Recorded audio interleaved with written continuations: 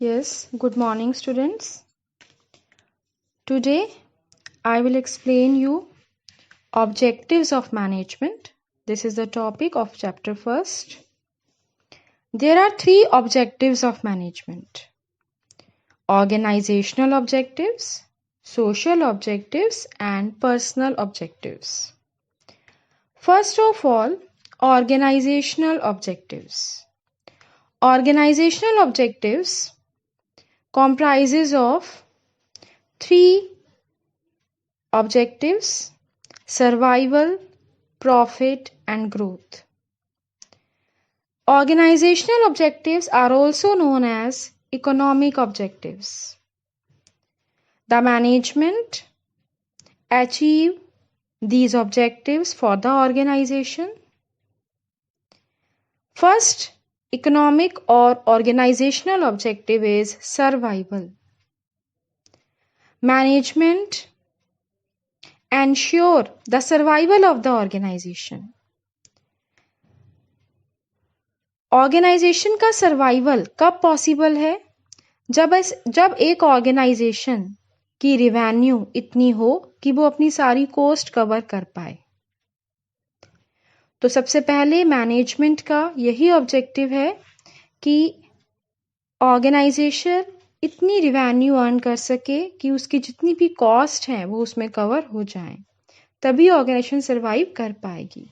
This is the first organizational or economic objective, that is survival. Now, next one is profit. As you all know, profit essential है हर एक business के लिए, उसके cost और risk cover करने के लिए। और प्रॉफिट कब होता है?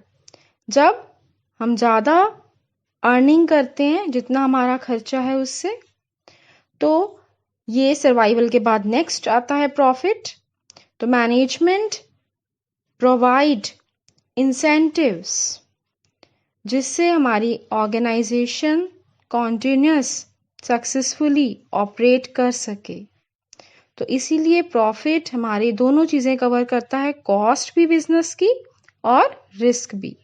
मीन्स हम प्रॉफिट अर्न करेंगे तभी बिजनेस के कॉस्ट को भी कवर कर पाएंगे और बिजनेस का जो रिस्क है उसको भी कवर कर पाएंगे। Third is growth. This is the third economic objective of business. अगर हम लॉन्ग रन में देखें, long run means long time period में देखें, तो हम चाहते हैं हमारा बिजनेस लगातार आगे ग्रोथ करता रहे। तो इसके लिए भी मैनेजमेंट की रिक्वायरमेंट है। तो मैनेजमेंट का ये थर्ड ऑर्गेनाइजेशनल ऑब्जेक्टिव है। कैसे पता चलेगा कि कोई भी बिजनेस ग्रोथ कर रहा है या नहीं? अगर मान लीजिए जब बिजनेस स्टार्ट होता है तब हम देखते हैं नंबर ऑफ एम्प्लॉयज़ हमारे यहाँ कितने हैं, और फिर कुछ सालों बाद हम देखते हैं कि अब कितने बढ़ गए हैं। अगर नंबर ऑफ एम्प्लॉयज़ पहले 10 थे, अब 20 हो गए हैं, 30 हो गए हैं, इट मीन्स हमारा बिजनेस ग्रोथ कर रहा है। अगर हमारी सेल्स बढ़ रही हैं, अगर हम लास्ट ईयर से कंपेरिजन करते हैं इस ईयर, ऐसे ही लगातार देख रहे हैं कि आने वाले सालों में लगातार हमारे बिजनेस की सेल बढ़ रही है, प्रॉफिट बढ़ रहा है, एम्प्लॉयज़ बढ़ रहे हैं। पहले हम मान लीजिए एक प्रोडक्ट में डील करते थे, अब एक से ज़्यादा प्रोडक्ट में डील करने लग गए हैं। तो ये सब चीज़ें देखकर हम पता लगा सकते हैं कि हमारा बिजनेस ग्रोथ कर रहा है या नहीं। तो मैनेजमेंट ये तीन ऑब्जेक्टिव्स फुलफिल करता है: सर्वाइवल, प्रॉफिट और ग्रोथ। सबसे पहले बिजनेस सर्वाइव कर सके, मतलब इतना कमा सके कि उसकी कॉस्ट कवर हो। दूसरा, ज़्यादा से ज़्यादा प्रॉफिट अर्न करे जिससे जो भी बिजनेस के रिस्क हैं, जो भी बिजनेस की कॉस्ट है वो कवर हो सके।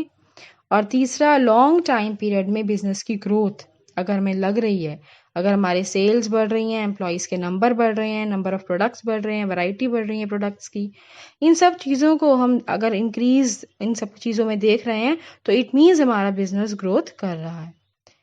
तो this is the first objective of management, that is organisational objective. Now second objective of management is social objectives. Social objectives management का क्या है? मैनेजमेंट जो भी करे वो सोसाइटी के बेनिफिट में हो। जैसे इको फ्रेंडली मेथड्स यूज करना प्रोडक्शन में, एम्प्लॉयमेंट अपॉर्चुनिटीज जनरेट करना सोसाइटी में, डिसएडवांटेज सेक्शंस के लिए, ये सब किस में आते हैं? हमारे सोशल ऑब्जेक्टिव्स में। क्यों? क्योंकि इसमें सोसाइटी का बेनिफिट है।